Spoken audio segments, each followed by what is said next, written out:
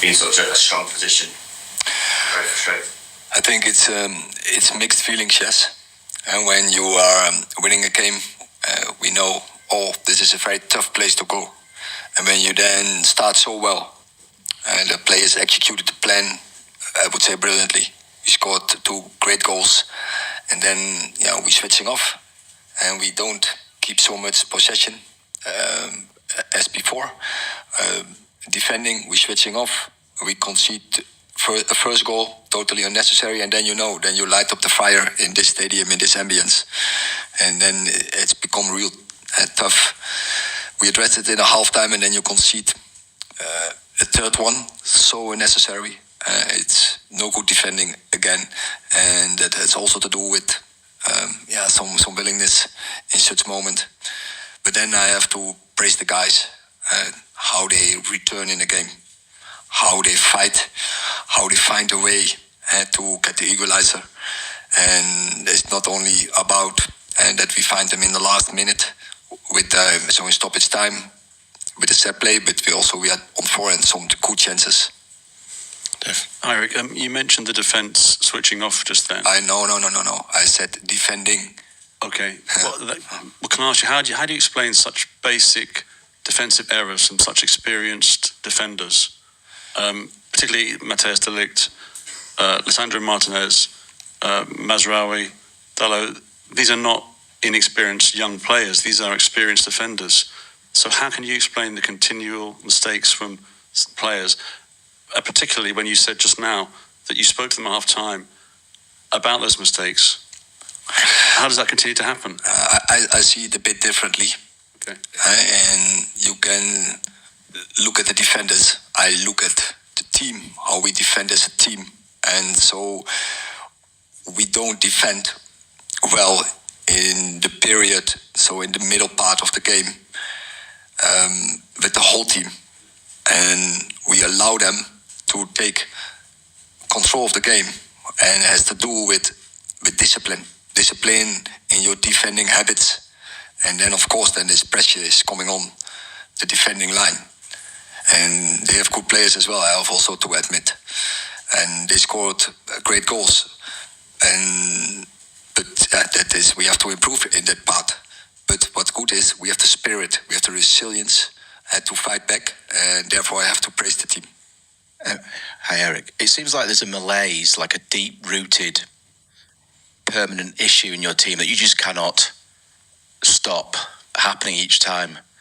Is that fair? Because that's what we're all witnessing. You go back last season, the season before.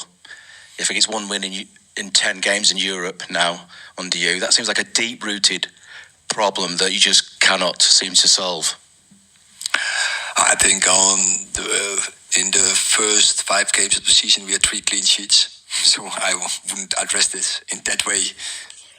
And so we can defend in a good way as a team. We are very capable of. Also, we're in a tough place like Crystal Palace. We can do it very good. Fulham, we did it very good.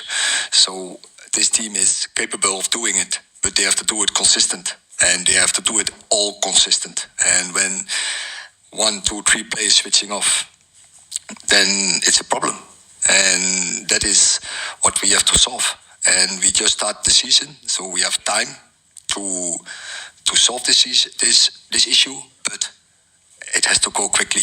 We can't wait so long, and players has to take their responsibility in such defending moments. No, but Jamie, we have so many games, and players are also physical. They have to be capable, and Ugarte is a good example. We have to integrate them in the team. So from game model and also physical. And when we have to play so many games in such a turnaround, such short turnarounds, we have to rotate the team. Otherwise, we don't have fresh legs. So, hi, Erik. You said to TNT that Marcus Rashford came off as rotation at half-time. He played well, he scored, got an assist. I don't think he's completed 90 minutes in his previous 5 games.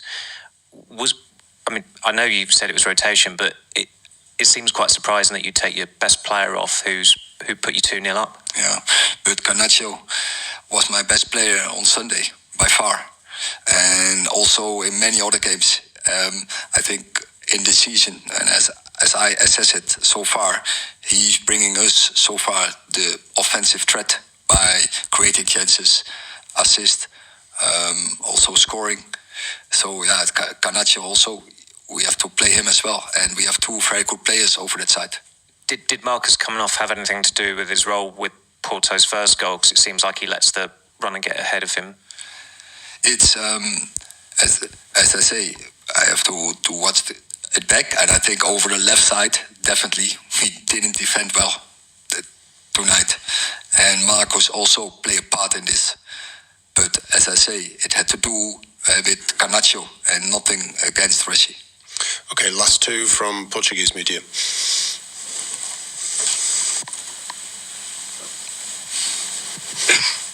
I'm Mr. Diogo Ribeiro Bola na Rede. This season, Diogo Dalot has been playing inside in the build-up.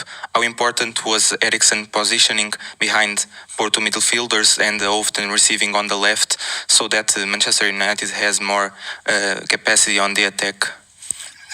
That's very important, and there was the part of the plan, his position there, and from there on he can link the game.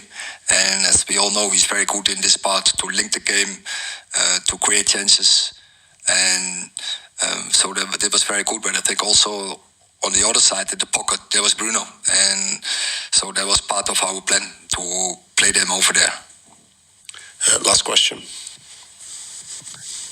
Good evening, Erik. Pedro Moraes, Record, a Portuguese newspaper.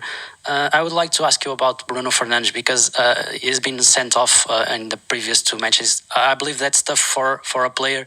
How do you manage this situation? And also, on another question, I would like to go back to Vitor Bruno, Porto's coach, words yesterday. He said he would invite you for the Porto's locker room after the match. Will you accept that invitation and have the chance to go there to have a talk with him? Always. I would like. I didn't notice this invitation, but if I'm invited, of course I go there. And it was very enjoyable to play against him, play against his team in this ambience. It's a pleasure, and I would really would like to speak with him about life, about football. So yes, I would accept. Bruno, yeah. Bruno is a very important player for us, and is a player. A big attribute from him is his emotion, and you saw again today. He gave everything to win this game. Was also in the moment where he got booked. I think he didn't spot the player who was in his back. He gave everything to score a goal, and yeah, then I'm lucky that he